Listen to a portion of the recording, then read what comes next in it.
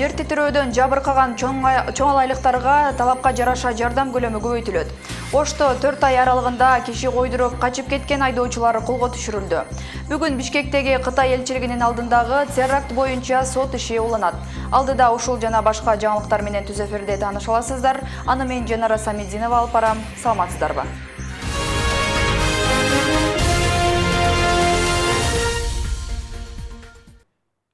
Чоң алайда жер силкинүүдөн жабыркагандарга арзандатылган баада берилип жаткан курулуш материалдарынын көлөмү тургундардын суранычы менен көбөйүшү мүмкүн. Өкмөттүн Ош облусундагы өкүлчүлүгүнүн басма сөз катчысы Жумамиден Сулайманкулов билдиргендей, Кызыл Кыя цемент заводунан 5 сом 10 тыйындан 2000 тонна цемент алууга келишим түзүлдү. 16 майда биринчи партия менен 120 тонна, экинчи партияда 80 тонна жөнөтүлдү. Материалдар кара тейит, карамык, жекенди жана шибе айылдарына таратылууда. Андан тышкары обл администрация 10 тонна азык-түлүк, өзгөчө кырдаалдар министрлиги башка кылуучу чатырларды гуманитардык жардам катары берди. Чоң Алай районунда 3-5 май күндөрү күчү 7 балга жеткен жер силкинүү катталган. Жүздөгөн үйлөрдөн жарака кетип, авариялык абалга кептелген. Жер титирөөдөн Баткен облусунун Кадамжай районунда да ондогон турак жайларга жарака кеткен. Ош облусунун аймагында акыркы 4 айдын ичинде адамды унаасы менен койдуруп алган жеринен качып кеткен 11 айдоочу колго түшүрүлдү. Бул тууралуу Ош ички иштер башкармалыгынын патрулдук милиция бөлүмүнүн маалымат катчысы билдирди. Айтымында 4 ай ичинде адамдарды койдуруп качып кеткен 11 айдоочу колго түшүрүлдү. Жабыр тарткандардын 2-өө кырсык болгон жерден эле көз жумган. 3-өө мектеп окуучулары, калган 6-өө чоң адамдар болгон. Жабырлануучулар ар кандай жаракаттар менен ооруканага кайрылган. Кылмыш кылып качып кеткен 11 айдоочунун баары Изи Суу Электе обл администрациянын кайгыл бөлүмү тарабынан колго түшүрүлгөн. Кытайдын Кыргызстандагы элчилигинин имаратындагы жардырууга тиешеси бар деп айыпталып жаткан адамдардын соту бүгүн уланат. 2 апта мурун Бишкектен 1 май райондук сотунда күбөлөр көрсөтмө берген. Бүгүн башка күбөлөр суралат. Ушул убакытка чейин отурумдарга 23 күбө чакырылган. Теракт боюнча алгач 6 киши шектелген. Кийинчерээк үчөөнүн иши далил жетишпегенине байланыштуу кыскарып, 3 адамга айып тагылган. Алар терактты уюштурууга каржылык көмөк көрсөттү деп күнөөлөнүүдө. Эскерте кетсек, 2016 жылы 30 августта Кытайдын Кыргызстандагы элчилигинде жангечте жардыруу жасап, өзүн набыт болгон. Элчиликтин 3 кызматкери жаратылган. Окуя боюнча улуттук коопсуздук боюнча мамлекеттик комитети кылмыш ишин козгогон. 2017 жылдын январь-апрель айларында мамлекеттик салык кызматы тарабынан 22 миллиард 339,3 миллион сом салык чогултулду. Коюлган план 100%га аткарылып, 19,9 миллион сомго ашыгы менен аткарылды. Бул тууралуу мамлекеттик салык кызматынын басма сөз кызматы билдирди. Маалымат боюнча, быйылкы салыктардын келип түшүүсү 2016 жылдын ушул мезгилине салыштырмалуу 2 миллиард 227,9 миллион сомго же 11%га жогорулаган.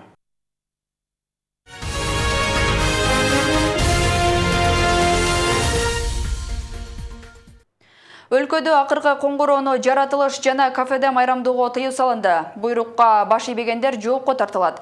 Көзөмөлдү күчөтүү үчүн мектептерде күзөт топтору түзүлгөн. Алар 30 майга чейин бүтүрүүчүлөрдү дыккат көзөмөлгө алат.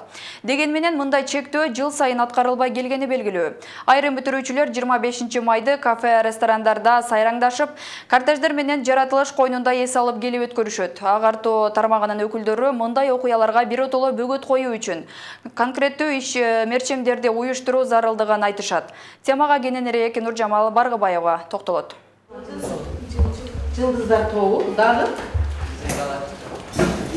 Жакында окуу жылы аяктап, акыркы коңгуроо кагылат. Анда Ош шаарындагы 2000ден ашык бүтүрүүчүлөр мектеп менен кош айтышып, жогорку жана орто окуу жайларга багыт алышат. Бүтүрүүчүлөрдүн катарында бул окуучулар дагы бар. 25 майга аз гана убакыт калганына карабай, мектептеги салтанаттуу аземге даярдык көрүшө элек. Алар үчүн эң маанилүүсү мамлекеттик экзаменди жакшы бааларга тапшырып алуу. Иш чаралар жок, ушул экзаменге даярдануу, ушул госко экзамен тапшырабыз. Баалары жакшы чыксын деп ошо экзамен тапшырып, экзаменге даярданып жатабыз. Анын бул өткөндө ата-энелердин жана окуучулардын арасында чогулуш болгон. Ошол жерде айтып кеткен, бул 25 май күнү эч жака чыкпоого тыюу салынган. Бирок калган бүтүрүүчүлөр акыркы коңгуроо аземинде шаан шөкөттөрдү уюштурбайт деп эч ким кепилдик бере албайт. Мындан улам Ош шаардык билим берүү башкармалыгы мектептерде акыркы коңгуроо кагылгандан кийин кафе, ресторандарда кечи уюштурууга тыюу салды. Ушундай эле буйрук жыл сайын кабыл алынат. Өкүнүчтүүсү аткарылбай калган учурлар болгон. Ага байланыштуу башкармалык дыккат көзөмөл жүргүзүү үчүн күзөт топторун түзмөй болууда.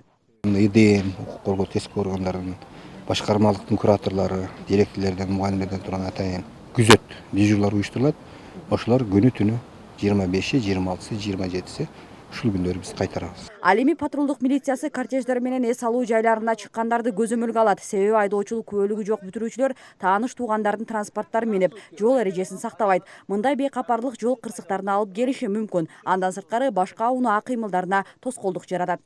5тен ашык автоунаа менен колонна кылып башка жол кыймылына катышууларына карата тоскоолдук жаратса, ошо административдик кодекс боюнча аларга карата 3000 сомдон 5000 сомго чейин айып салынат. Баса белгилей кетүүчү жагдай, бир күн үчүн бүтүрүүчүлөргө эң азы дегенде 5000 сомдун тегерегиндеги акча сарпталат. Бул сума айрымдарына оорчулук келтирбегени менен социалдык абалы оор үй бүлөлөрдү карызга батырып түйшүккө салууда. Ошондуктан талдоочулар биротоло бир күндүк чыгымды кечкисин кечелерди токтотуу үчүн олуттуу кадамга барыш керек деген пикирде. Маселен, бүтүрүү кечесинде катталган кырсыктар боюнча роликтерди даярдоо менен окуучулардын аң сезимине таасир эттерсе болот. Аны менен кырсыкты көргөн балдар оюн зооктордон өздөрү эле баш тартып калышы ыктымал. Бир нече жыл, 2 жыл бою, 3 жыл бою ошол нерсени алдын алып отурганда окуучу психологиялык жактан даяр болот да. Ошондой эле керек болсо өчпө сотко барып гүл коюу, улуу адамдарга тазым этүү сыяктуу иш-чаралар менен коштолсо, биздин коомубузда Кудай буйрса сөзсүз түрдө бул нерселер акырын жоюлат деп ишенимдүү айта алам. 25 майга чейин шаардык билим берүү башкармалыгы милиция ата-энелердин катышуусунда жыйын уюштурат.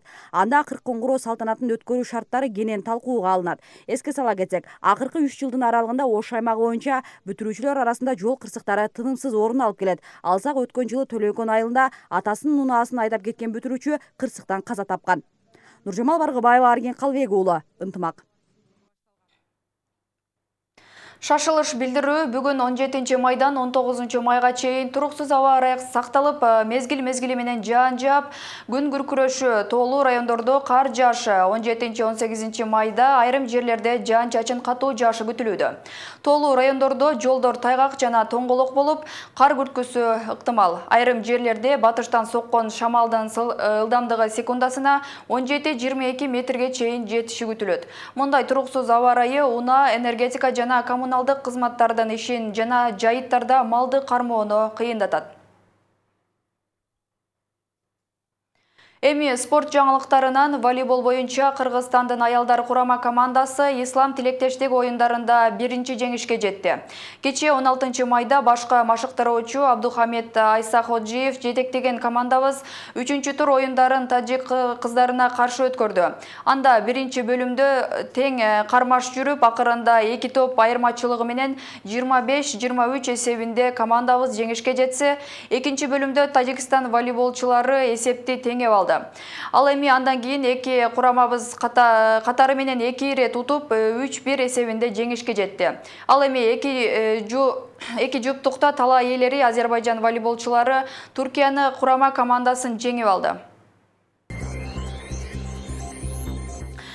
Жаңылыктардын түшкү чыгарылышы мына ушул менен жыйынтыкталат. Ынтымак ушул жана башка жаңылыктар тууралуу Ынтымак ЧКТ сайтынан көрө аласыздар.